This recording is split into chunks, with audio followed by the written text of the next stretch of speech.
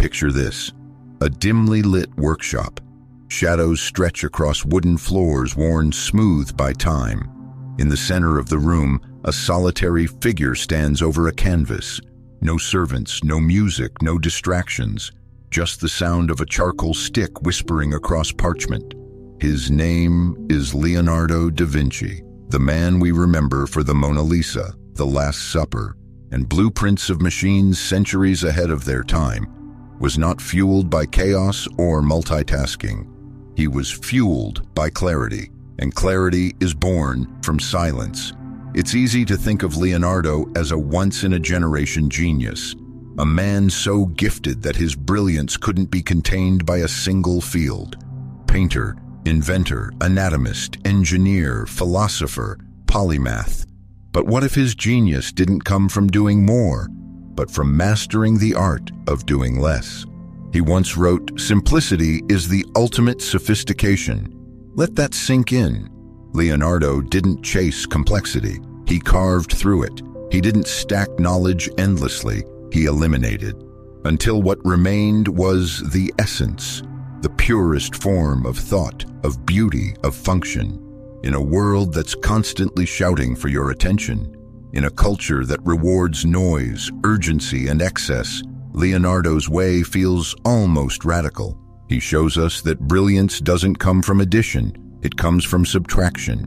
Not more tabs open, not more to-do lists, not more information, more opinions, more stimulation, but less distraction, less clutter, less noise. Imagine what your mind would feel like without the need to check your phone every few minutes, without the compulsion to scroll endlessly, without carrying the weight of 100 competing priorities. What if, instead of trying to focus harder, you simply had less to fight against? Leonardo understood this. He lived in a time before smartphones, notifications, and modern noise. But make no mistake, his world was loud in other ways. The expectations of royalty, the demands of patrons, the endless pull of ambition. Yet over and over, he chose quiet. He spent days dissecting a single cadaver to understand the human hand. Not to impress anyone, not for social proof, but to see, to truly see what was beneath the surface. That's what focus is. It's not forced attention, it's undistracted perception. Leonardo mastered the ability to cut through the chaos, not with willpower, but with elimination. He built an environment, a life, and a way of thinking that filtered out everything unessential, because he knew something most people don't. Clarity is not something you find. It's something you create, and you create it by letting go. Letting go of the need to do it all. Letting go of what others expect you to be. Letting go of the noise that keeps you spinning in circles. This is not just a productivity tip, it's a way of life. So let me ask you, in the midst of 1,000 voices demanding your time, how do you sharpen your vision? When your mind feels scattered, anxious, overloaded, how do you return to what matters? The answer, as Leonardo would show us, is not to add more structure. It's not to force more discipline. It's to cut. To cut what's unnecessary. To cut what drains you. To cut what pulls your mind away from the vital, the essential, the true. You see, Leonardo didn't draw from a bottomless well of time or energy. He was human, just like us. But he understood something we've forgotten. Every distraction has a cost. Every yes to something shallow is a no to something deep. And in the quiet space that remains after the noise is gone, that's where brilliance is born. It's not the frantic mind that innovates. It's not the overloaded mind that creates. It's the empty one, the still one, the mind that listens before it speaks, the mind that sees before it judges, the mind that chooses rather than reacts. Leonardo's mind was like a blade, not because it could cut anything, but because he sharpened it by removing everything that dulled it. And today, that same path is available to you. Not through adding more, but through removing what doesn't belong. Not through force, but through focus. Because in the end, it's not what you know that makes you powerful. It's what you're willing to let go of. That's how Da Vinci worked, and that's how you create the space where genius can breathe. Leonardo didn't just value simplicity, he lived it, he studied it, he refined it, until clarity wasn't just a concept, it was a discipline. You see, for Leonardo, clutter wasn't just physical. It was mental, it was conceptual, it was intellectual noise, the kind that fills your head with so much that you can no longer see what truly matters. That's why he didn't collect ideas just to collect them. He wrote constantly. Yes, his notebooks are legendary. Thousands of pages filled with sketches, diagrams, questions. But look closer. He discarded as much as he captured, because the goal wasn't to remember everything. The goal was to find what matters and cut the rest. He once said, "To develop a complete mind, study the science of art, study the art of science." That's not just poetic, it's a call to balance, to look deeply, to think clearly, to eliminate the false and reveal the true. And he meant it literally. When other artists were content drawing the surface of the body, he dissected it. He wanted to know how the tendons flexed, how bones curved, how blood flowed beneath the skin. He didn't sketch a smile until he understood the muscle behind it. Because to him, beauty didn't start with appearance. It started with structure. That's what made his work timeless. Not how much he added, but how much he refused to assume. And this is the deeper layer of his genius. Leonardo didn't pursue complexity for the sake of brilliance. He pursued essence, and that required sacrifice. He understood that the more we accumulate, the less we see. That when you try to know everything, you often end up grasping nothing. So he cut, he clarified, he simplified. He redrew the same hand a dozen times, not to impress, not to perfect the style, but to understand it, to reduce it down to its essence. That's how you reach insight, not by adding, but by refining. And the same applies today. When you read more than you reflect, when you listen more than you think, when you consume more than you create, you overload your mind, you dull your perception, you bury clarity under layers of noise. Leonardo teaches us that thinking deeply requires space, mental space, creative space, emotional space. And space can't be found in a life full of constant input. It must be made. It must be defended. That's why he worked in solitude. That's why he ignored trends. That's why, even when surrounded by royalty, he often seemed more interested in a bird's wing than a king's favor, because what he sought was truth. And truth doesn't shout. It whispers beneath the noise. So if you want to think like Leonardo, you don't need to be a painter. You don't need to be a scientist. You need to be a student of the essential. You need to become ruthless with distraction, disciplined with your curiosity, selective with your attention, because what you focus on becomes what you understand, and what you understand becomes who you are. The world will tell you to chase more skills, more input, more knowledge, more noise. But Leonardo, he'd tell you this: seek less, know what matters, cut what doesn't, and clarify your vision until you no longer see more, but see more clearly. That is the philosophy of a master. That is how clarity begins. It's easy to look at Leonardo's genius and think, he must have had the finest teachers, the best education, a system built to shape greatness. But the truth is, he had none of that. Leonardo da Vinci was born out of wedlock, denied access to formal education, and left to wander the hills and rivers of Vinci, a small Italian town surrounded by nature. And yet, that might have been the very thing that set him free. Because from the beginning, Leonardo's mind wasn't trained. It was awakened, not in a classroom, but in the world. He watched birds fly. He studied how water curled around rocks. He observed the way leaves turned to face the sun. And with every detail he noticed, his focus sharpened, not because someone told him what to see, but because he chose to look. While other children memorized facts, Leonardo asked questions no one had answers for. And that curiosity, unstructured, wild, insatiable, became the fuel for a lifetime of exploration. He didn't need credentials, he needed observation. He didn't need rules, he needed freedom. And with that freedom, Leonardo created one of the most focused, original minds the world has ever seen. But here's where most people misunderstand him. They say Leonardo left too many things unfinished. All those notebooks, all those inventions, all those scattered ideas. But what if that wasn't failure? What if it was focus? Because Leonardo didn't cling to every idea he had. He let most of them go. He cut relentlessly, not because he was distracted, but because he was discerning.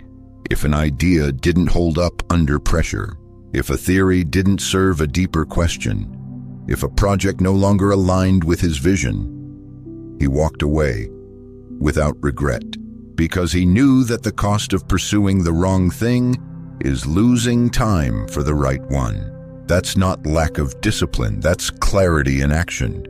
And clarity like that doesn't happen in noise. That's why Leonardo often chose solitude, not because he was antisocial, but because silence was his laboratory, his temple, his advantage. He lived among kings, popes, generals, yet he remained untouched by their urgency.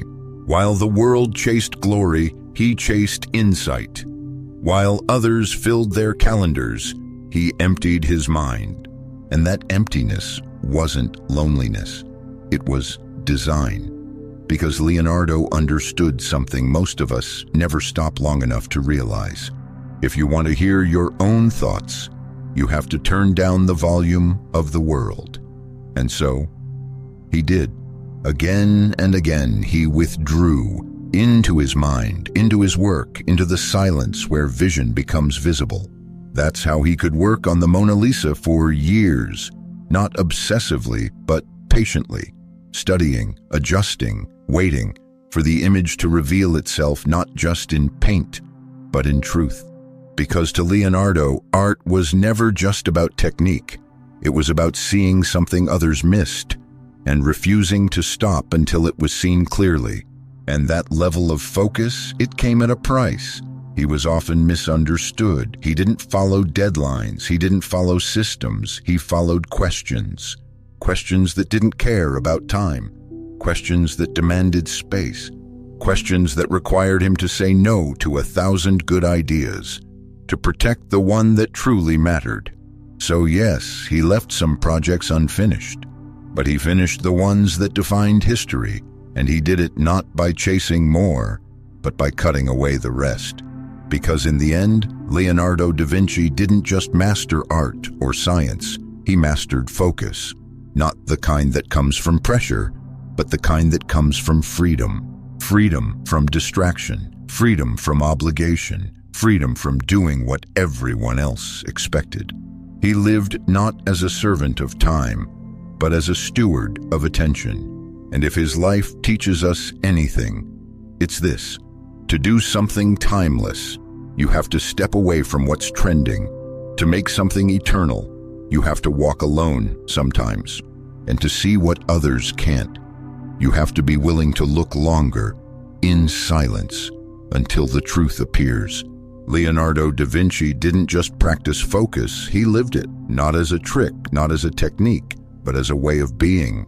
To him, cutting away the unnecessary wasn't something you do once in a while.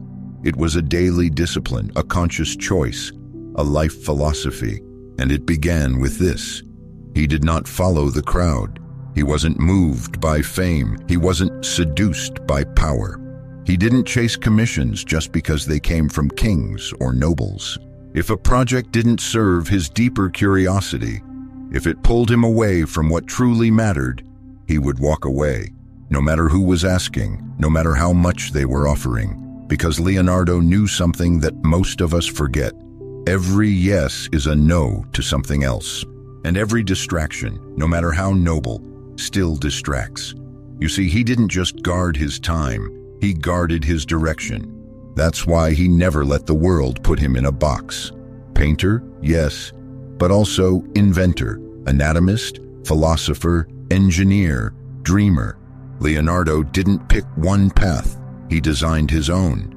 And that meant rejecting the labels society tried to give him. Because once you accept their labels, you begin to live their limits. But he refused. He refused to live on anyone else's timeline. He refused to create on demand. He refused to pretend that a single identity could contain everything he felt called to explore.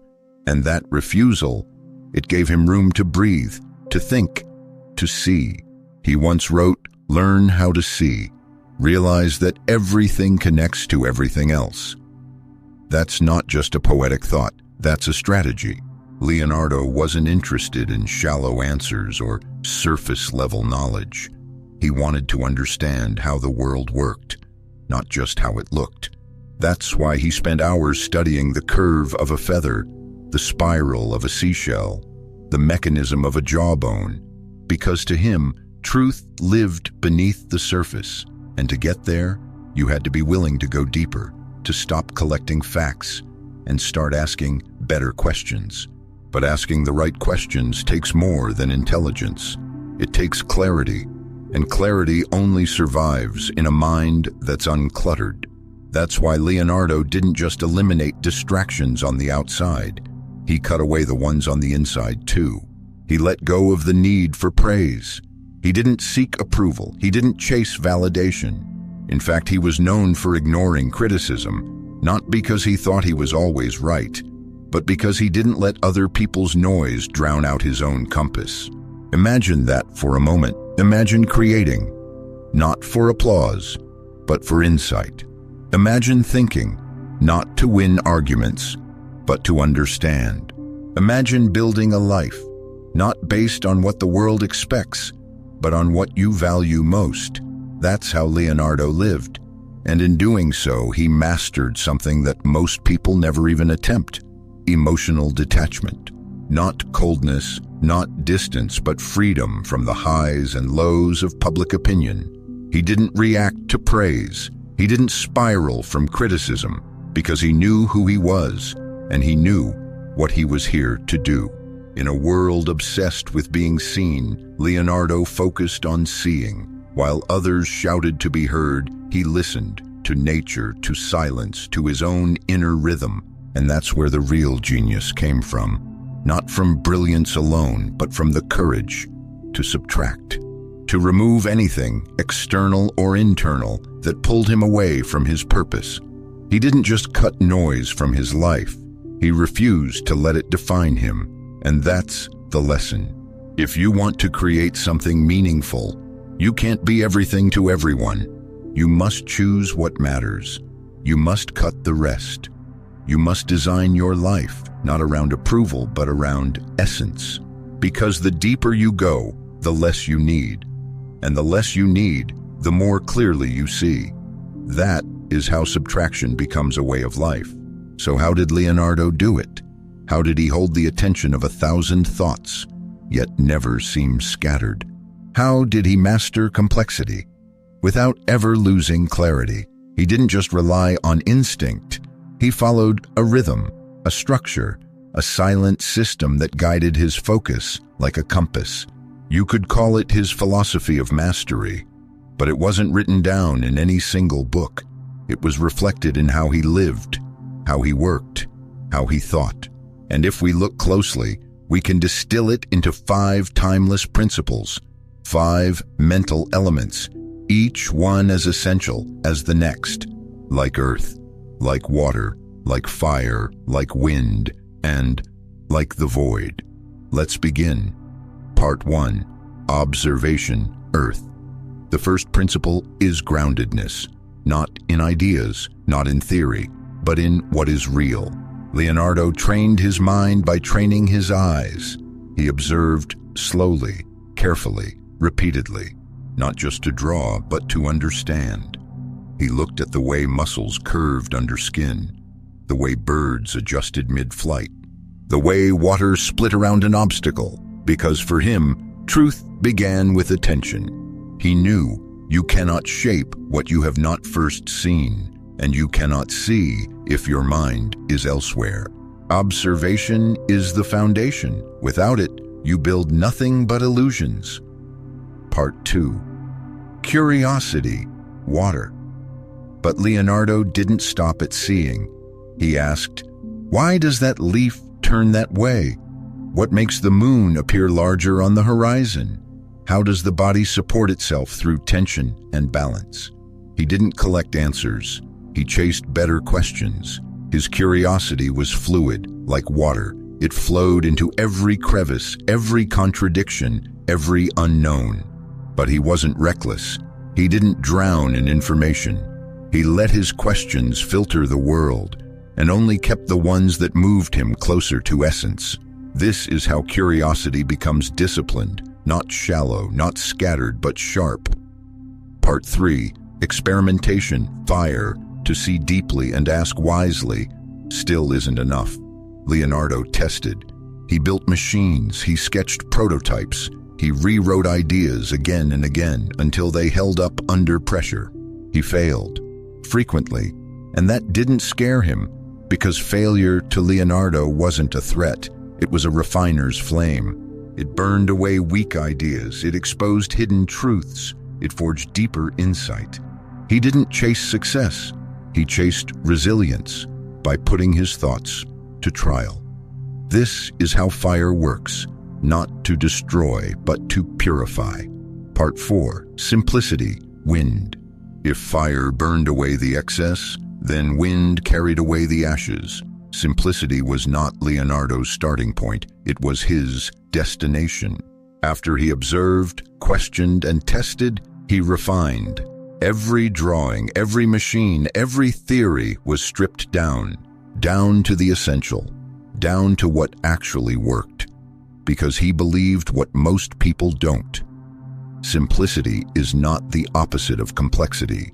It is the resolution of it, like wind smoothing the rough edges of a stone.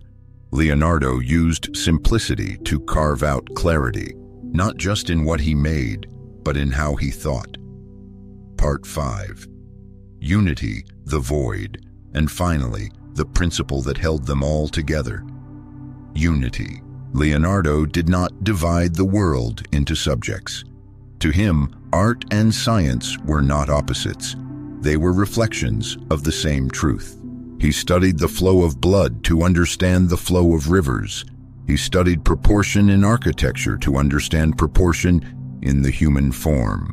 His genius wasn't specialization. It was integration. This is the void, not emptiness, but openness, the space where things connect, the awareness that nothing exists in isolation. Leonardo's mind lived in that space. It's why his notebooks weren't neat. They flowed, one idea into another, one sketch leading to a question, leading to a theory, leading to a new kind of seeing. And in that flow, he didn't just think across disciplines, he dissolved the boundaries between them. That is unity, not just as a principle of learning, but as a principle of life. These 5 principles, observation, curiosity, experimentation, simplicity, unity, are not just how Leonardo worked. They are how he focused. Each one cuts through noise. Each one sharpens thought. Each one removes what doesn't matter. So what does can rise to the surface. Together they form the inner architecture of a mind built for clarity, and they are still available to anyone who's willing to slow down and see. So now the question becomes, what would Leonardo do if he were alive today? If he looked at your daily life, your phone, your notifications, your calendar, your thoughts, what would he cut? Because this world, this modern world, is not designed for focus. It's designed for friction, for addiction, for distraction disguised as opportunity. Every second, someone is selling you urgency, another headline, another opinion, another app, tool, task, or trend. And in the middle of that storm, You're expected to think clearly, to create deeply, to find meaning. But clarity doesn't survive in chaos, and Leonardo knew that long before any of us had to. If he saw your life today, he wouldn't tell you to do more. He'd tell you to remove more. To cut 90% of the things you think are necessary, because most of them aren't. He'd remind you, you don't need more hours in the day. You need less noise in the hours you already have. You don't need more tools. You need more stillness. You don't need more motivation. You need less mental clutter. And that starts with action. Not big, dramatic gestures, small, quiet choices. Delete one social app for 1 week, not forever. Just long enough to notice how much mental space it's been renting. Write down 3 things you're doing right now that serve no clear purpose. And be honest, are they moving you forward or just keeping you busy? Practice the art of subtractive journaling. Write freely, write everything. Then cross out 90% of it. What's left? That's where the truth lives. Because here's the real secret. Focus doesn't begin when you add clarity. It begins when you remove distraction. Focus isn't built by pushing harder. It's built by letting go. You are not drowning because you lack discipline. You are drowning because no one taught you how to cut the weight. But you can start now, today, not by organizing everything, but by releasing what doesn't belong. Because the greatest minds didn't master more, they mastered less. And in that emptiness, they built space for insight. So if you've been waiting for permission to simplify, this is it. Let go of one obligation that doesn't serve you. Say no to one thing that drains you. Clear your desk, clear your mind, clear the illusion that doing more is always better. Because Leonardo didn't rise to genius by filling his life. He rose by emptying it again and again until all that remained was clarity. Let that be your compass, not more motion, more meaning, not more hustle, more precision, not more input, more truth. Cut the non-essential, and what remains will be yourself, sharper, clearer, more focused than you've ever been. Because the goal was never to know everything. It was to know what truly matters and give it your full, undivided attention. Leonardo understood that. He didn't accumulate knowledge just to have it. He let go of everything that didn't align with his vision, and in doing so, he built a life not just of brilliance, but of depth. So here's the truth. An average mind accumulates. A genius eliminates. And the moment you start cutting, you'll realize you've been carrying too much all along. Clarity was never far. It was just buried beneath everything you thought you needed.